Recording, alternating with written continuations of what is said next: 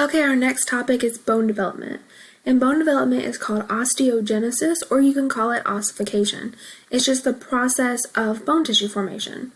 And so this occurs in embryo, so before you're born, and we have essentially mostly a cartilage skeleton turn into bone. So in children and young adults, that ossification is going to occur or continue to occur as a part of their natural bone growth. And then in adults, you have lifelong bone modeling and repair. So for osteogenesis, there's a couple of stages. You have first the bone formation, which begins in the second month of development. Then you have postnatal bone growth that continues until early adulthood, and then lifelong is bone modeling and repair. There are two types of ossification. There's intramembranous ossification and endochondral ossification. And endochondral ossification is the type that most of the bones in your body used.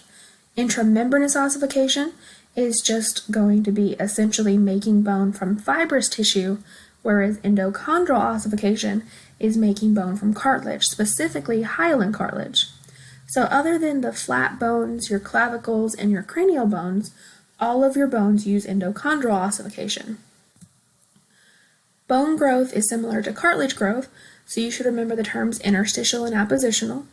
So just like interstitial cartilage growth increased the length of the cartilage model, interstitial bone growth is going to increase the length of long bones.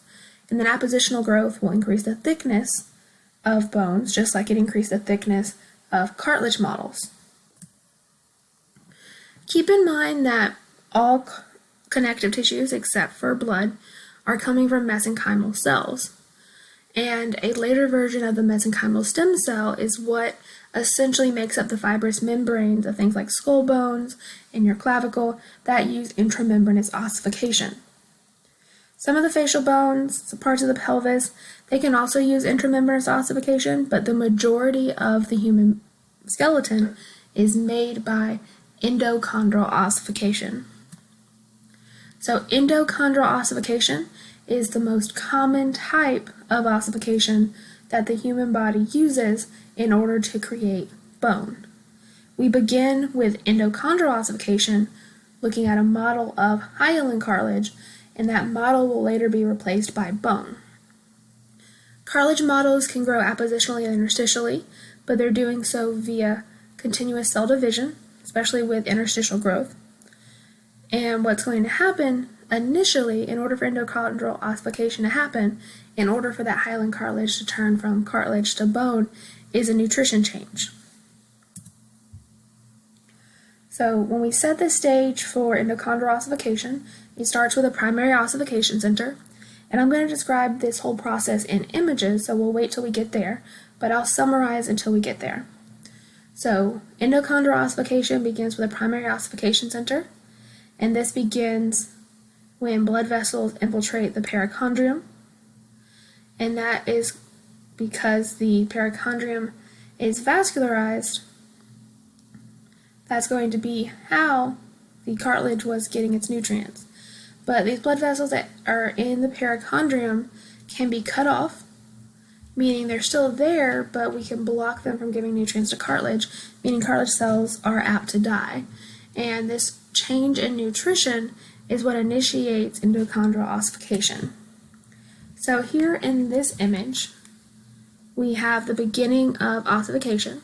There's a primary ossification center in the middle of this long bone, and there's a bone collar.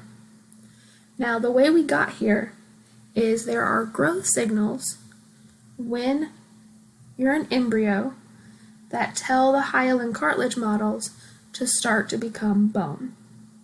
Those growth signals tell mesenchymal cells, which are inside and outside the cartilage model, to start to differentiate into osteoblasts. And osteoblasts are bone building cells, and they lay down the bone matrix. And that's what's happening on the inside and the outside. So we have here a bony collar that has been made because of those growth signals. And usually there would be a perichondrium surrounding this cartilage model. That's where the blood vessels would be. That's how the cartilage model was getting its nutrients.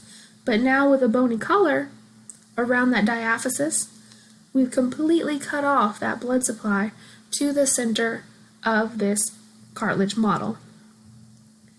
And so what that does is it cuts off diffusion of nutrients from the perichondrium, and that nutrition change means that the cartilage can't get nutrition. They can, however, get calcium salts, and that's what we see happen is the inside where the primary ossification center was starts to deteriorate. And those calcium salts means that the deteriorating space calcifies from the inside out. And there is a last-ditch effort by the perichondrium and nearby cells to save this cartilage model, but it ends up not working in the cartilage model's favor. So a last-ditch effort from nearby cells, because all of these dying chondrocytes in the center of this cartilage model are sending out help me signals because they're dying, is to call for reinforcement for nutrients to help save these cartilage cells. And it actually works. We get a blood vessel called the periosteal bud. It forms and then invades the cavity. It's trying to save the inside cartilage cells, but it arrives too late, and osteoblasts and osteoclasts actually hitch a ride on this periosteal bud, and that brings osteoclasts and blasts into the hyaline cartilage model. And that means that we're even more prepared now to not only lay down more matrix, that is bone, but we're even more prepared to remodel it and make it look like it's supposed to, make it look like long bone. And near the end of this process of ossification, you actually start to see secondary ossification centers in at least one epiphyses, sometimes both, especially in really big bones. And then stage 5 here is just when the epiphyses ossify. And not until after you've stopped growing would this epiphyseal plate turn into bone. So during childhood, during adolescence, so before puberty has ended, this piece of cartilage here remains. There remains a piece of cartilage between the epiphyses and the diaphysis, and this is what undergoes division and adds length during interstitial growth. And so you can see here in stage 5 that we have the diaphysis and the epiphyses ossified. The periosteal bud is how we got bone vascularized, whereas it wasn't initially when it was a hyaline cartilage model. And there's also some articular cartilage left over, so that's going to help lubricate joints and help prevent friction. So let's go through that again kind of step by step. Let's just kind of point out the high points. So we're turning a hyaline cartilage model into bone. Well, some major differences between hyaline cartilage and bone. The biggest ones is that there's no blood vessels in cartilage, but there is blood vessels in bone. So something happens during this process of endochondral ossification that brings vascularization to bone. And that is that, first and foremost, a bony collar is formed due to growth signals before birth. That causes mesenchymal, which are connective tissue stem cells, to become osteoblasts and build or create a bone collar. That bone collar cuts off nutrition to the cartilage cells of the primary ossification center from the perichondrium. And that's going to be a nutrition shift that causes cartilage cells to die and help me signals to be sent out from the hyaline cartilage model. In step 2, the cartilage cells in the middle are dying. They're creating what will eventually be the medullary canal. And as that cartilage matrix deteriorates, that central clearing is starting to calcify, just kind of as a side result of the dead or decaying cells.